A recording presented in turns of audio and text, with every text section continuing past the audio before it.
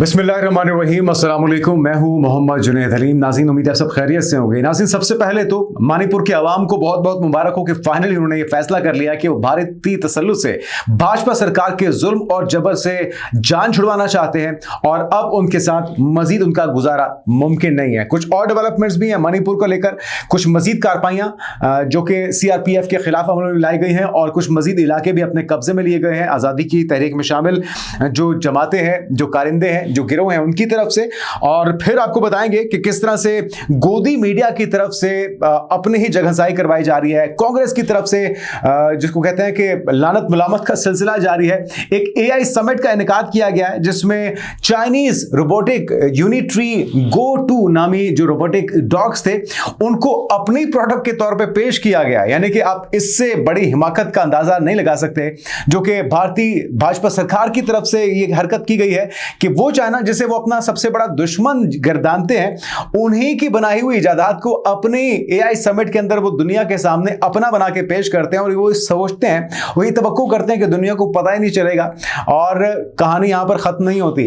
पाकिस्तान में होने वाली मई की जो जंग थी उसके अंदर बड़ा बावेला किया गया अपनी आवाम को, अपने भक्तों को खुश करने के लिए। जी, हमने भी पाकिस्तान का बड़ा नुकसान किया है और अगर पाकिस्तान ने हमारे राफेल गिराए हैं तो फिर हमने भी उनकी एटमी तंसीबात को, उनके बेसिस को निशाना बनाया। हकीकत पूरी दुनिया जानती है कि हमारे मदरसों को, हमारी मसाजिद को, हमारे मासूम शहरियों को उनकी तरफ से निशाना बनाया गया। हाँ, बाज एयर बेसिस के रनवेज को जरूर नुकसान पहुंचाया है, लेकिन किराना हिल्स के ऊपर होने वाला जो कार्रवाई है उसको वो अपनी विक्ट्री क्लेम करते हैं। लेकिन हकीकत उस वक्त आश्कार हुई है जब ये पता चला है कि वो तो 2015 में होने वाले जो सना में होने वाले धमाके थे उनकी विजुअल्स को, उनकी वीडियोस को NDTV ने यमन में होने वाली कार्रवाई को पाकिस्तान में होने वाली भारतीय कार्रवाई से जोड़ा है। और ये जो झूठ है, ये प्रोपेगेंडा है, अब ये एक्सपोज हो चुका है। एक और जिल्लत, एक और शर्मिंदगी जिसका सामना भारतीय सरकार को है। फिर कुछ फॉलोअप्स भी हैं अमेरिका और ईरान के दरमियान होने वाले मुज़ाकराती अमल के, फितनल खारिज, फितनल हिंदुस्तान के खिलाफ ताज़ा कार्रवाइयां भी हैं। और लास्टली आपको बताएंगे कि अपने आका को खुश करने के लिए भारत ने ईरान के कुछ बहरी जहाज हैं, कुछ तेल से भरे हुए जहाज हैं जिन्हें कब्जे में ले लिया है और जांच पड़ताल के लिए, तहकीकात के लिए, पूछगछ के लिए उन्हें मुंबई में मुंतकिल भी किया गया है। यानी कि अभी ताज़ा दोस्ती दोबारा से बहाल हुई है। तो उन्होंने यकीनी तौर पर डोनाल्ड ट्रंप को खुश तो करना ही था और डोनाल्ड ट्रंप पहले ही कार्रवाई कर रहे हैं। ईरान के खिलाफ रशियन ऑयल खरीदने पर सैंक्शंस का सामना करना पड़ा, टैरिफ का सामना करना पड़ा और अभी ताज़ी जान खुलासी हुई है। वैसे तो इसे भी ज़िल्लत आमेज़ मुआहिदा ही कहा जा रहा है कि आपने 3% से 18% टैरिफ अपने ऊपर लगवा लिया है। किसान इसके ऊपर सरापा एहतजाज है, लेकिन ईरान के साथ, ईरान की पीठ में जो छुरा घोंपा है वो ईरान जिसने अपनी पूरी की पूरी पोर्ट, चाबहार पोर्ट इनके हवाले कर दी थी, अब उसके साथ किस तरह से बदला लिया जा रहा है चाबहार पोर्ट वापस लेने पर। हालांकि ये अहकाम भी अमेरिका की तरफ से जारी किए गए हैं, लेकिन आप देखते जाइए और शर्माते जाइए कि भाजपा सरकार किस कदर पसमानदगी की गहराइयों तक इस वक्त पहुंच चुकी है और एक के बाद एक जिसको कहते हैं मुनाफिकाना चाल उनकी अब दुनिया के सामने दिखाई दे रही है। नाज़रीन, सबसे पहले जो खबर है वो मणिपुर की फॉलोअप है और इसके मुताबिक खबर ये सामने आई है कि कुछ मजीद इलाके भी कब्जे में लिए गए हैं। सबसे पहले जिस तरह हमने आगाज में कहा कि मणिपुर की आवाम को आज़ादी में तहरीक तमाम जो गिरोह हैं उनको बहुत बहुत मुबारक हो कि उन्होंने कामयाबी के साथ भारतीय फौज को सबक सिखाया है, तिगनी का नाच नचाया हुआ है और आज़ादी का बाज़ाब्ता ऐलान तो किया जा चुका है मणिपुर की तरफ से। लेकिन ये जो ताज़ा खबर आई है ये भारतीय रियासत मणिपुर के इलाके कांगकोपकी की है, जहां पे भारतीय CRPF के एहलकारों को ले जाने वाली बस को नजर आतिश किया गया। इनकी तरफ से आजादी पसंदों ने इसको बस को जलाया है और यहां पर हम देख रहे हैं कि तकरीबकारी और अब भी इलाके के जो हालात हैं वो इंतहाई कशीदा हैं। मणिपुर में मुसल्ला जंगजू जो है वो भारतीय अफवाज को शिकस्त देकर उन्हें पीछे धकेलकर अब रियासत के कई इलाकों में हम देख सकते हैं जो विजुअल सामने आ रहे हैं, आज़ादाना तौर पे उनकी मूवमेंट जारी है, जो इस बात का सबूत है कि भारतीय फोर्सेस हो या भारतीय रियासत हो, उनकी रिट मुकम्मल तौर पे ख़त्म हो चुकी है मणिपुर के अंदर। और यह मणिपुर के अवाम के लिए एक बड़ी फतह करार दी जा रही है जो कि भारतीय जनता पार्टी यानी कि BJP की हिमायत याफ्ता भारतीय फोर्सेस के मुबैना जुल्म सितम का शिकार थे। एक तवील अरसे तक उन्होंने जुल्म बर्दाश्त बर्दाश्त किए हैं। गो आज़ादी की तहरीक के लिए कोशिशें होती रहीं, लेकिन अब जिस शिद्दत के साथ कार्रवाइयां देखी जा रही हैं, माजी में इसकी मिसाल नहीं मिलती। मासूम मुजाहिरीन और शहरियों को निशाना बनाए जाने का सिलसिला भारतीय फोर्सेस की तरफ से, भारतीय फौजियों की तरफ से अब भी जारी है। और मणिपुर के जंगजुओं ने मुबैना तौर पर मणिपुर में लेटन सारिखोंग से आरपीएफ स्टेशन पर हमला किया है। ये ताज़ा खबर सामने आई है, ताज़ा विजुअल्स हैं, जिसके लिए उन्होंने अगवाशुदा central reserve police force CRPF की गाड़ियां इस्तेमाल की और ये गाड़ियां उन एहलकारों से छीनी गई थी जो मुबैना तौर पर निहत्थे मुजाहिरीन पर फायरिंग करते हुए पकड़े गए थे। जिस तरह से मैं गुज़श्ता रोज भी खबर दी थी कि बहुत से फौजी जवान, जिसमें एक मेजर भी शामिल है, भारतीय फौज के इन जवानों को इस वक्त कब्जे में लिया जा चुका है अलहदगी पसंदों की तारीफ से, और उन्हें इस कार्रवाई को भारतीय फोर्सेस के खिलाफ जवाबी हमला करार दिया है। और अब लग ये रहा है कि दोबारा से इन इलाकों पर कब्जा करना भारत के लिए, भारतीय फोर्सेस के लिए इतना आसान नहीं होगा, बल्कि इस वक्त उनको लाले पड़ चुके हैं अपनी जानें बचाने के, और अपने फौजी जवानों को जिंदा वापस लेना एक बड़ा चैलेंज बन चुका है। जगह जगह पे विजुअल्स देखे जा रहे हैं, फौजियों को मार पड़ रही है, कहीं उन्हें हिरासत में लिया जा रहा है, जिन एम्बुलेंसेस में उन्हें अस्पताल ले जाया जा रहा है उन एम्बुलेंसेस पर हमला किया जा रहा है। जो अभी हमने आपको विजुअल्स दिखाए, ये भी जवानों की, फौजियों की एक बस थी जिसे नजरियातिश कर दिया गया है। तो इस वक्त हालात कशीदा है, इलाके में इंटरनेट सर्विस बंद है, मौसलाती राब्ते बंद किए गए हैं, इस वक्त कर्फ्यू की सूरत हाल है।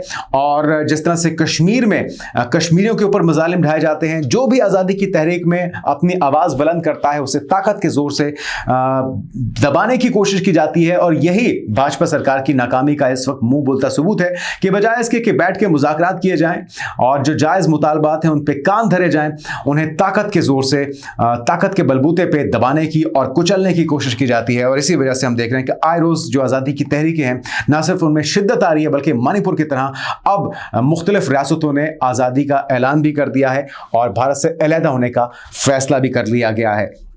भारत के अंदर क्या हो रहा है, किस तरह से कांग्रेस ने लानत मलामत की है एआई समिट में होने वाले इस शगुफे पर, ये एक लतीफे से कम नहीं है। और इससे बड़ा पागलपन क्या होगा कि आप जिस मुल्क को अपना दुश्मन कहते हैं, उनकी बनाई हुई इजादात को आप अपना लेबल देकर पूरी दुनिया में एक्सपोज हो रहे हैं। किस तरह से ये जो खातून है और जो इंटरव्यू लेने वाला है एक्सपोज कर रहा है, अपने ही झूठ को एक्सपोज किया जा रहा है। जरा सुनिए और देखिए।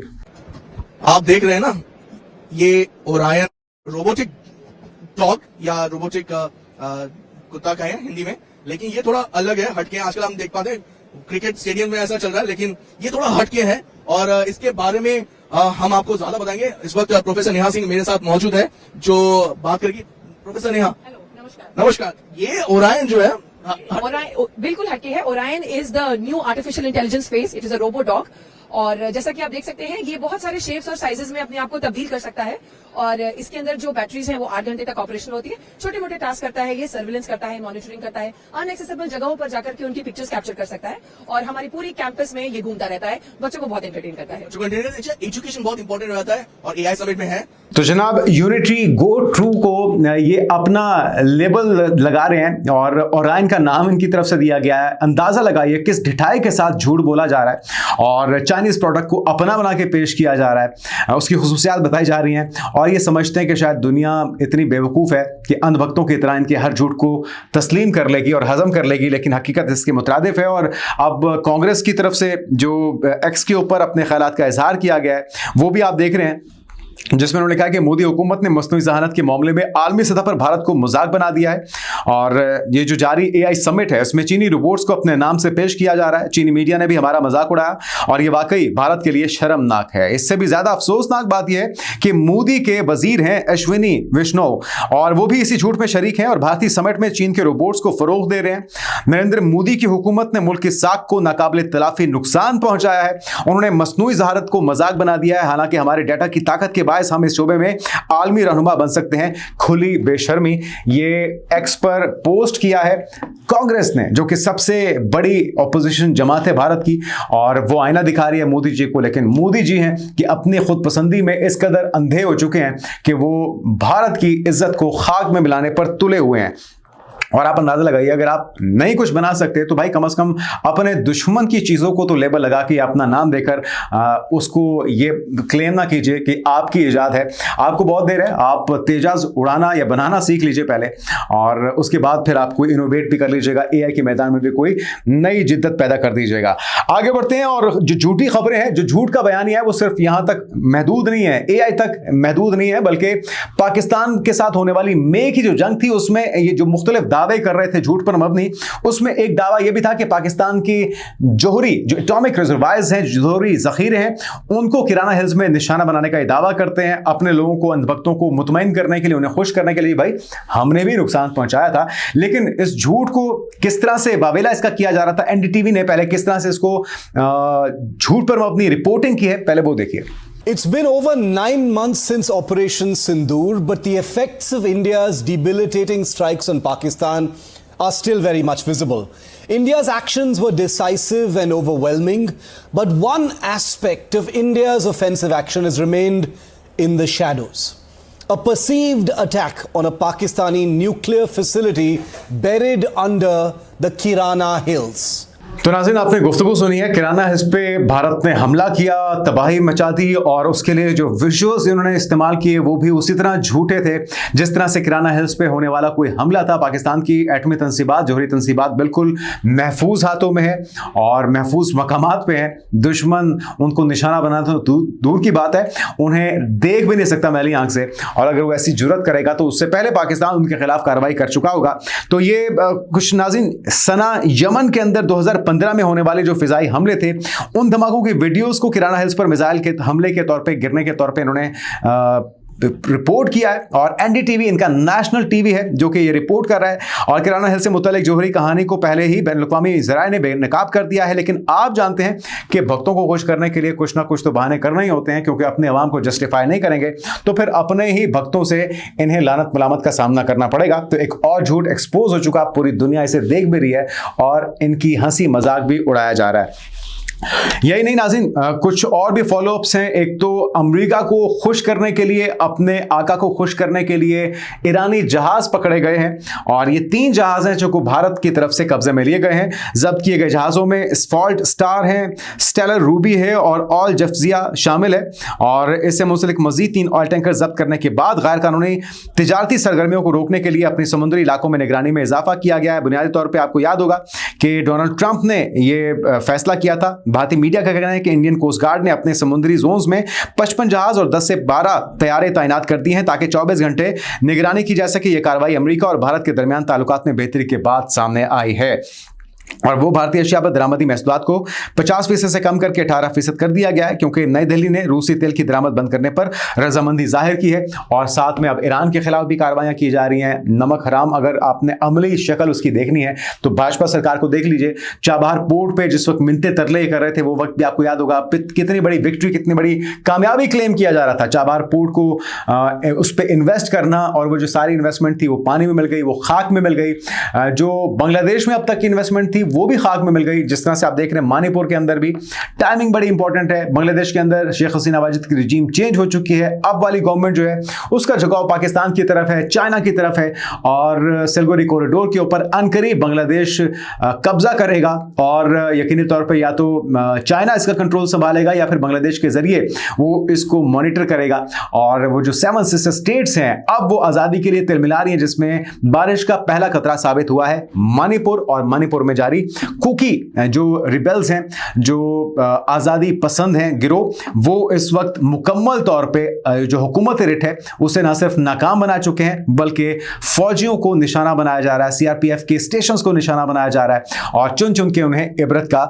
निशाना बनाए जाने का सिलसिला जारी है। कुछ फॉलोअप्स हैं नाज़रीन। धमकियों और फौजी मशकों के बीच चंद हौसला अफजा बयान सामने आए हैं, क्योंकि ओमान की सालिसी में ईरान और अमेरिका के दरमियान मुज़ाकरात का दूसरा दौर हुआ है। और नाज़रीन जो पहला दौर था उससे कहा जा रहा है कि दूसरा दौर ज्यादा हौसला अफजा भी है, उसमें मस्बत पेशरफ्ती हुई है और ओमानी वज़ीर ख़ारजा इसमें मौजूद थे। बदर अल सबू सईदी को बिलवास्ता मुज़ाकरात से कबल स्टीव विटकॉफ और जेरेड कुशनर से भी उनकी मुशावरत हुई है, विजुअल्स में आप देख सकते हैं। और मंगल को यह हुई जेनेवा में अमेरिका और ईरान के दरमियान मुज़ाकरात की दूसरी नशिस्त के बाद वाशिंगटन और तेहरान की जानिब से तशवीश के इजहार के साथ साथ चंद हौसला अफजा बयानात भी सामने आए हैं, जिसमें एक तो सदर जेडी वेंस हैं, उनकी तरफ से कहा जा रहा है कि अमेरिका और ईरान के दरमियान सिफारती मुज़ाकरात कुछ हवालों से अच्छे रहे और फरीकैन ने आइंदा एक और इजलास मुनक्किद करने पर इत्तेफाक किया है। जबकि ईरानी वज़ीर ख़ारजा इराक जो अब्बास इराक़ची हैं, उन्होंने कहा है कि अमेरिका के साथ बुनियादी उसूलों पर मफाहमत तय पा गई है।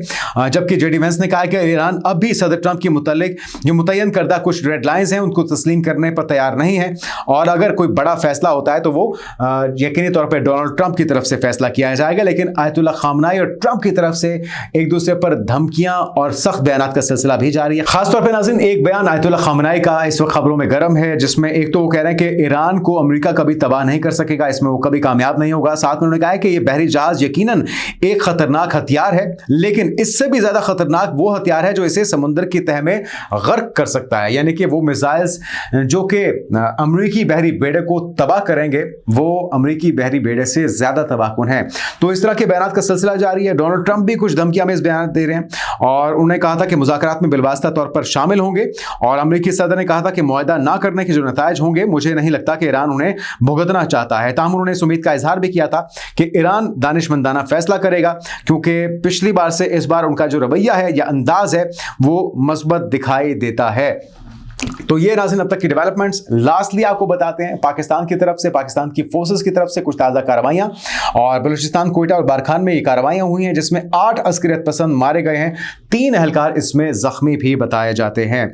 और ख़बर यह है कि इंसदादी दहशतगर्दी के इदारे CTD ने बुध को बताया कि बलूचिस्तान की सूबाई दारकूमत कोयटा समेत 2 मुख्तलिफ इलाकों में की गई जो कार्रवाइयाँ हैं, इसमें कलदम तंजीम से मुतल्लिक 14 अस्करियत पसंदों को मारा गया और कार्रवाइयाँ 3 सिक्योरिटी एहलकार भी इसमें जख्मी हुए हैं।